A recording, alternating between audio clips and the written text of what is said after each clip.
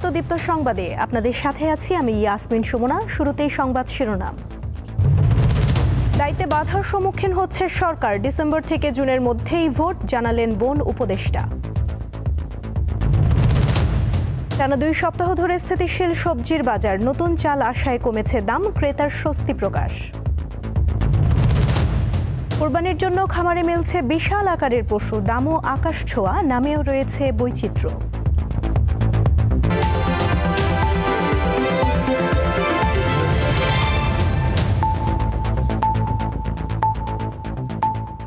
এবারে বিস্তারিত। অন্তর্বর্তী সরকার শুধু নির্বাচনের জন্য আসেনি জানিয়ে বন ও পরিবেশ উপদেষ্টা রিজওয়ানা হাসান বলেছেন, আগামী ডিসেম্বর থেকে জুনের মধ্যেই নির্বাচন হবে। সকালে ঢাকা বিশ্ববিদ্যালয়ে এক অনুষ্ঠানে সাংবাদিকদের প্রশ্নের উত্তরে এসব কথা বলেন তিনি। অন্তর্বর্তী সরকার দায়িত্ব পালনে বাধার সম্মুখীন হচ্ছে বলে উল্লেখ করেন রিজওয়ানা হাসান। এর আগে ওই অনুষ্ঠানে উপদেষ্টা জানান, ঢাকার 4টি নদী দূষণমুক্ত করতে বিশ্ব ব্যাংক ও এডিবির সঙ্গে চুক্তি হয়েছে। তুরাগ নদী দূষণমুক্ত কার্যক্রমের মধ্য দিয়ে এই চুক্তি বাস্তবায়ন শুরু হবে। একটা দায়িত্ব হচ্ছে সংস্কার, একটা দায়িত্ব হচ্ছে বিচার, একটা দায়িত্ব হচ্ছে ইলেকশন। শুধুমাত্র ইলেকশন করবার জন্য তো আমরা দায়িত্বটা নিইনি, যেহেতু আরও 2টা দায়িত্ব আছে, আমরা সেগুলো আসলে পালন করতে পারছি কিনা। তো চাপ হচ্ছে আমাদের নিজেদের পারফরমেন্সের চাপ, যে আমরা পারফর্ম করতে পারছি কি পারছি না। ম্যাস পিপলকে একই ইনফরমেশন, যে আমরা যদি আমাদের দায়িত্ব পালন করতে পারি তাহলেই আমাদের দায়িত্বে থাকাটা প্রাসঙ্গিক। যদি দায়িত্ব পালন করতে না পারি, আমাদের যার যার নিজস্ব অনেক কাজ আছে, তাহলে দায়িত্ব পালন করাটা আর প্রাসঙ্গিক থাকলো কি। অন্তর্বর্তী সরকারের প্রধান উপদেষ্টা ডক্টর মোহাম্মদ ইউনূস পদত্যাগ করবেন না। শুক্রবার প্রধান উপদেষ্টার আইসিটি বিষয়ক বিশেষ সহকারী ফয়েজ আহমেদ তৈয়ব ফেসবুক পোস্টে এই তথ্য নিশ্চিত করেন। বাংলাদেশের শান্তিপূর্ণ ডেমোক্রেটিক ট্রানজিশনের জন্য ডক্টর ইউনূসের প্রয়োজন রয়েছে জানিয়ে ফয়েজ আহমেদ বলেন, ক্যাবিনেটকে আরও গতিশীল হতে হবে, পাশাপাশি সরকারকে আরও বেশি ফাংশনাল উপদেষ্টাদের আরও বেশি কাজ করতে হবে এবং দৃশ্যমান অগ্রগতি জনতার সামনে উপস্থাপন করতে হবে। তিনি আরও বলেন, বিশ্ব সম্প্রদায়ের কাছে ডক্টর ইউনূসের যে সম্মান রয়েছে তা রক্ষা করার দায়িত্ব সকলের। প্রধান উপদেষ্টার বিশেষ সহকারী মনে করেন, সরকারকে এখন থেকে রাজনৈতিক দলগুলোর সাথে আরও নিবিড়ভাবে আলোচনায় বসতে হবে এবং বিভিন্ন বিষয়ে তাদের মতামত চাইতে হবে। টানা 2 সপ্তাহ ধরে নিত্য প্রয়োজনীয় পণ্যের বাজার স্থিতিশীল রয়েছে, পাশাপাশি সবজির দামও বাড়েনি। নতুন চাল আসায় মানভেদে দাম কেজি প্রতি 10 থেকে 12 টাকা পর্যন্ত কমেছে। সাপ্তাহিক ছুটির দিনে রাজধানীর কারওয়ান বাজার ঘুরে দেখা যায় ক্রেতাদের বেশ আনাগোনা, বিক্রেতারাও ব্যস্ত বেচা বিক্রিতে। ভোগান্তি কেবল নোংরা ও কাদা। 2 সপ্তাহ ধরে সবজির দাম স্থিতিশীল রয়েছে। করলা, পটল 30 টাকা কেজি, ঢেঁড়স, ঝিঙা, বেগুন 50 থেকে 60 টাকা দরে বিক্রি হচ্ছে। তরকারি তো দেখা গেছে সব 1 সপ্তাহের মতনই কম, পরে 1 সপ্তাহের উপরে তরকারির দাম কম। কারণ এখন উৎপাদন আছে, মাল কাঁচামাল যথেষ্ট উৎপাদন বেশি আছে, এখন বাড়বে না। সবজির বাজারের দাম তেমন একটা বাড়ে নাই, এগুলা বাজারে সচরাচর যেই রেটে বেচা কেনা হয় তার চেয়ে আজকে একটু সস্তাই হয়েছে। পেঁয়াজের ঝাঁজ সামান্য কমেছে। গত সপ্তাহে 55 থেকে 60 টাকায় বিক্রি হলেও এখন কেজি প্রতি 50 টাকা গুনতে হচ্ছে ক্রেতাকে। আলু 20 টাকায় বিক্রি হচ্ছে। চালের দামও কিছুটা কমেছে। নতুন দানুর চালের সর্ব বাড়ছে, দামও কমছে কিছুটা। মিনিকেট চাল ছিল 90 টাকা, 92 টাকা, এখন মিনিকেট চাল 75 থেকে 80 টাকা কেজিতে, 10 টাকা 12 টাকা কমছে। 28 চালও সেম, আসছিল 65 টাকা, এখন 60 টাকা। গত সপ্তাহে দাম বেশি ছিল, 55 টাকা 60 টাকা বেচছিলাম, এই সপ্তাহে 50 টাকা পেঁয়াজ বেচতেছি, আলু 25 টাকা বেচছি, 20 টাকা বেচতেছি। বাজার ভেদে গরুর মাংস 780 থেকে 800 টাকা এবং খাসির মাংস প্রতি কেজি বিক্রি হচ্ছে 1200 টাকায়। দিলশা দানি, দীপ্ত সংবাদ, ঢাকা। আসন্ন কুরবানির ঈদকে ঘিরে আবারও বাহারি সব নামের পশু নিয়ে হাজির হচ্ছেন খামারিরা। সেই সঙ্গে রয়েছে পশুর আকারের বিশালতা। ভরণ পোষণ খরচ বেশি হওয়ায় এসব কুরবানির পশুর দামও বেশি।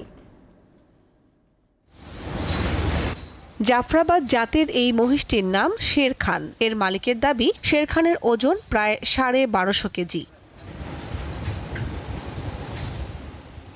আসন্ন ঈদে শেরখান ছাড়াও সাভারের হাট কাঁপাতে প্রস্তুত করা হচ্ছে 2024 সালে রাজস্থানের মহিষ মেলার চ্যাম্পিয়ন 1100 কেজি ওজনের এই মহিষটি। এর মধ্যে মহিষের মধ্যে সবচেয়ে বড় হাইট এবং ওয়েট, এটা লাইভ ওয়েট হচ্ছে অলমোস্ট 1200 কেজি।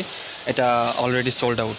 আসন্ন কোরবানির ঈদকে ঘিরে সাভারের খামারি পর্যায়ে 280 ও ব্যক্তি পর্যায়ে 610টি খামারের পশু বিক্রির জন্য প্রস্তুতি চলছে পুরোদমে। কাটা ঘাস, কাটা খড়, এখন এগুলা গরুদেরকে খাওয়াবো।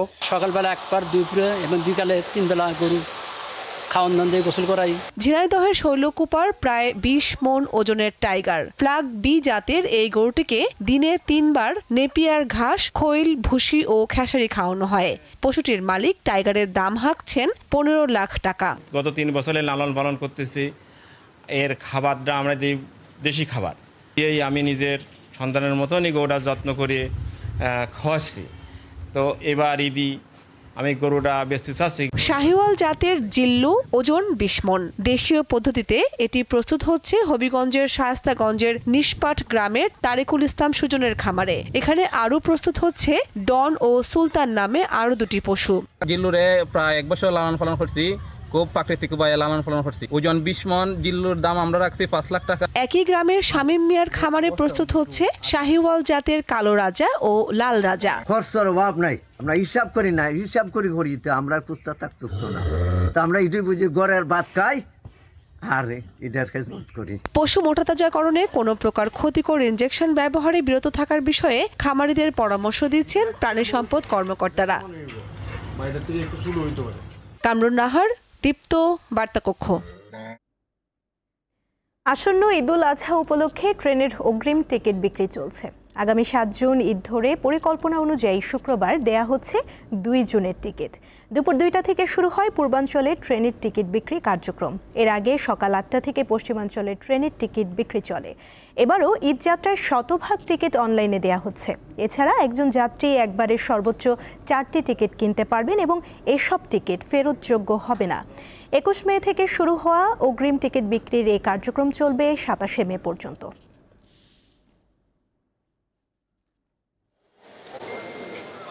ক্ষমতাচ্যুত সাবেক প্রধানমন্ত্রী শেখ হাসিনার শিল্প ও বিনিয়োগ বিষয়ক উপদেষ্টা সালমান এফ রহমানের ছেলে আহমেদ শায়ান ফজলুর রহমানের মালিকানাধীন লন্ডনের 2টি সম্পত্তি জব্দ করার আদেশ পেয়েছে যুক্তরাজ্যের ন্যাশনাল ক্রাইম এজেন্সি এনসিএ। অর্থাৎ এসব সম্পত্তি এখনই বিক্রি বা স্থানান্তর করা যাবে না। ব্রিটিশ গণমাধ্যম ফিনান্সিয়াল টাইমসের এক অনুসন্ধানী প্রতিবেদনে এই তথ্য উঠে এসেছে। এসব সম্পদ অফশোর কোম্পানির মাধ্যমে কেনা হয়েছিল। প্রতিবেদনে বলা হয়, জব্দকৃত সম্পদগুলোর মধ্যে একটি লন্ডনের অভিজাত এলাকা 17 গ্রসভেনর স্কয়ারে অবস্থিত বিলাসবহুল অ্যাপার্টমেন্ট, যা 2010 সালে 6.5 মিলিয়ন পাউন্ডে কেনা হয়। অপরটি উত্তর লন্ডনের গ্রেশাম গার্ডেন্সে অবস্থিত একটি বাড়ি, যা 2011 সালে 1.2 মিলিয়ন পাউন্ডে কেনা হয়। যুক্তরাজ্যের ইলেকটোরাল রোলের তথ্য অনুযায়ী শেখ হাসিনার বোন শেখ রেহানা মাঝে মাঝে গ্রেশাম গার্ডেন্সের ওই বাড়িতে থাকতেন। একসময় ছিলেন জুতার কারখানার শ্রমিক, এখন নিজেই কারখানার মালিক হয়েছেন। চেষ্টা আর সঠিক পরিকল্পনায় এই সাফল্য পেয়েছেন পঞ্চগড়ের হাসানুর রহমান। রাজধানীর একটি জুতা তৈরির কারখানায় দীর্ঘদিন কাজের অভিজ্ঞতা পুঁজি করে গড়ে তুলেছেন কারখানা। পঞ্চগড় পৌরসভার রামেরডাঙ্গা গ্রামের হাসানুর রহমানের বাড়িতেই চলছে এই প্রতিষ্ঠান। আর পরিবারের সদস্যরাই এর শ্রমিক। মানে ভালো ও দামে সস্তা হওয়ায় জেলার বিভিন্ন হাট বাজারে এই জুতার চাহিদা রয়েছে। আমরা এক গ্রামের মানুষ, আমরা এখান থেকে জুতা কিনে নিয়ে ব্যবহার করি। বাজার থেকে অনেক ভালো জুতো, দামেও সস্তা। রাজধানী ঢাকা সহ দেশের বিভিন্ন প্রান্ত থেকে কাঁচামাল সংগ্রহ করে তৈরি হচ্ছে বিভিন্ন সাইজ ও ডিজাইনের জুতা। আঠা লাগানো থেকে শুরু করে সব কাজে সহযোগিতা করছেন হাসানুরের স্ত্রী। আমি নিজে ফিতা তৈরি করি এবং জুতা আঠা মারা থেকে শুরু করে যাবতীয় কাজে সাহায্য সহযোগিতা করি। আমার ছেলেও আমার সাথে আছে।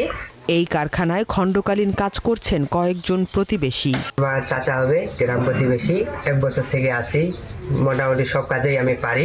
জুতার ফিতা বানাই, ফিতাতে আঠা লাগে, খুব হালকা কাজ।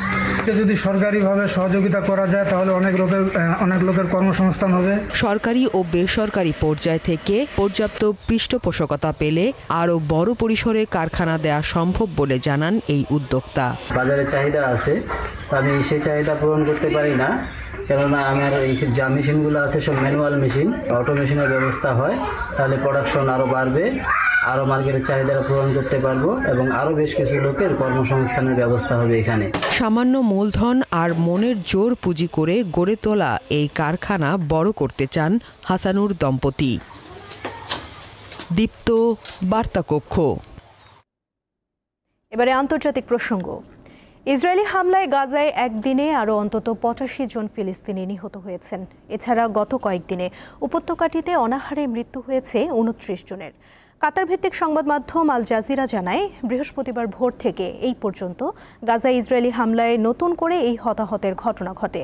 এতে করে অবরুদ্ধ এই উপত্যকাটিতে নিহতের মোট সংখ্যা প্রায় 53,800 জনে পৌঁছেছে।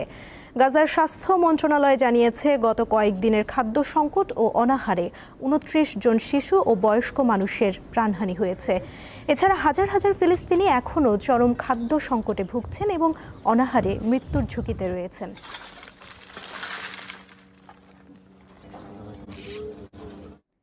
প্রবল বৃষ্টিতে বন্যা দেখা দিয়েছে অস্ট্রেলিয়ার নিউ সাউথ ওয়েলসে। অঞ্চলটিতে বন্যায় এই পর্যন্ত 4 জনের মৃত্যু হয়েছে এবং নিখোঁজ রয়েছেন বহু মানুষ। এছাড়া প্রায় 50,000 মানুষ বন্যার পানিতে যোগাযোগ বিচ্ছিন্ন হয়ে পড়েছেন। শুক্রবার প্রদেশটির স্থানীয় কর্তৃপক্ষ এসব তথ্য জানায়। এই পরিস্থিতিকে প্রাকৃতিক দুর্যোগ হিসেবে ঘোষণা করা হয়েছে। বন্যার কারণে 100টিরও বেশি স্কুল বন্ধ রয়েছে। বাস্তুচ্যুতদের জন্য খোলা হয়েছে আশ্রয় কেন্দ্র। দেশটির আবহাওয়া অফিস জানিয়েছে, ভারী বৃষ্টি দক্ষিণে সরে গিয়ে সিডনি এবং নিউ ক্যাসেলকে প্রভাবিত করছে।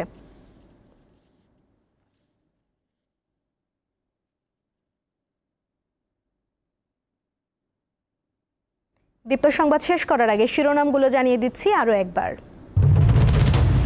দায়িত্বে বাধার সম্মুখীন হচ্ছে সরকার, ডিসেম্বর থেকে জুনের মধ্যেই ভোট, জানালেন বন উপদেষ্টা। টানা 2 সপ্তাহ ধরে স্থিতিশীল সবজির বাজার, নতুন চাল আসায় কমেছে দাম, ক্রেতার স্বস্তি প্রকাশ। কুরবানির জন্য খামারে মিলছে বিশাল আকারের পশু, দামও আকাশ ছোঁয়া, নামেও রয়েছে বৈচিত্র্য।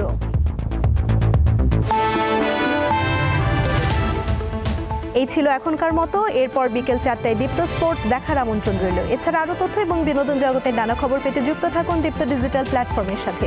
ধন্যবাদ সবাইকে।